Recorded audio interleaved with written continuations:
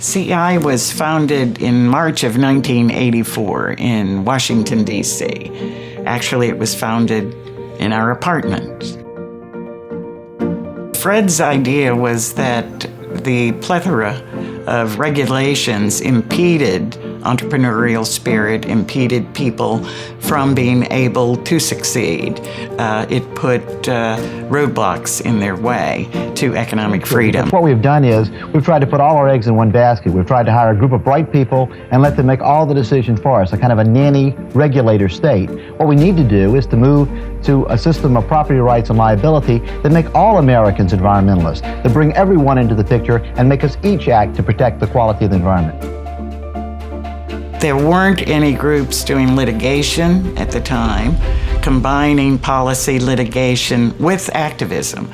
So Fred saw a way to pursue the goal of economic freedom by putting these parts together. Fred had this notion of what he called issue management. The dream was that a single person would be able to take an idea from the analytical stage, from what had to be done in terms of writing monographs, getting op-eds placed and so forth, to then turn it into a workable political idea and at the same time to push on it in the courts as well. That was a sort of a full service approach to building ideas. Fred and Fran created a happy warrior culture, and that's what I feel like people at CEI are. They're both a lot of fun. You know, they would always say, well, we gave our kids away, they were too noisy, and so we just focused on public policy. The CEI has always been a home to policy entrepreneurs.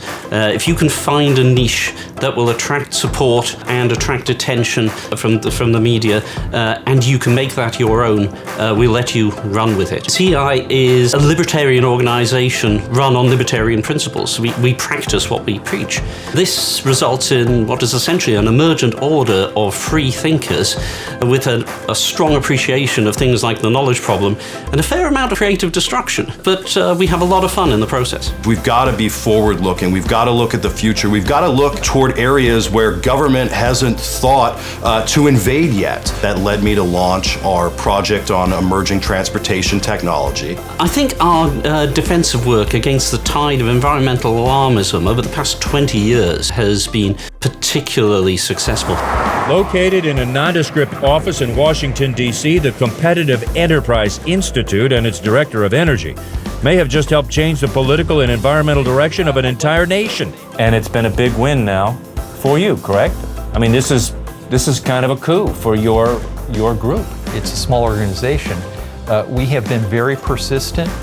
I started off doing environmental and energy policy, then I moved on to consumer finance. Currently, I'm fighting a battle on antitrust and on trade issues. My area is chemical regulation, but I've also been able to delve into areas of my own personal interest, which was wine regulation. I think a regulatory program known as CAFE, Corporate Average Fuel Economy Standards, is one very good example. We had a federal government running a program that literally was killing people.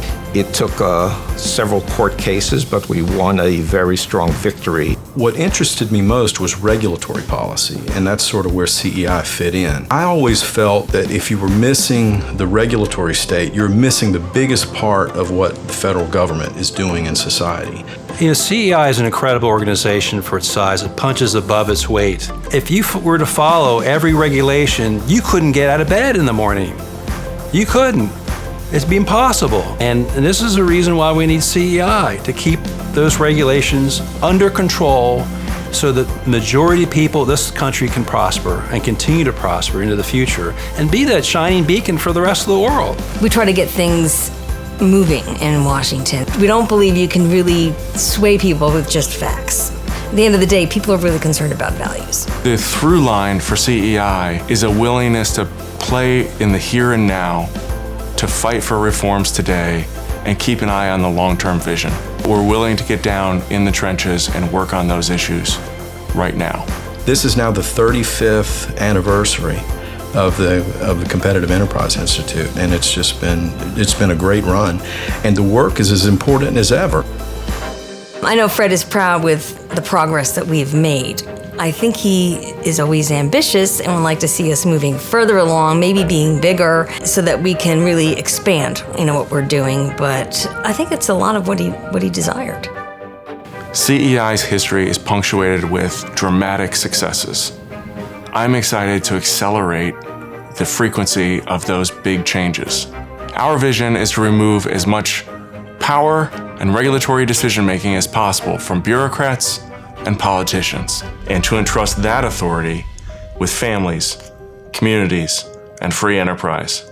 We know who we are, why we're here, and there's a recipe for the work that we've been doing. It's been honed over 35 years.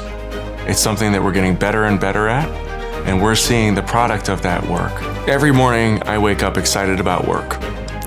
And part of the reason is people at CEI are not afraid to win and win on principle. There is something lost when you transfer your attention from a cause to a profession.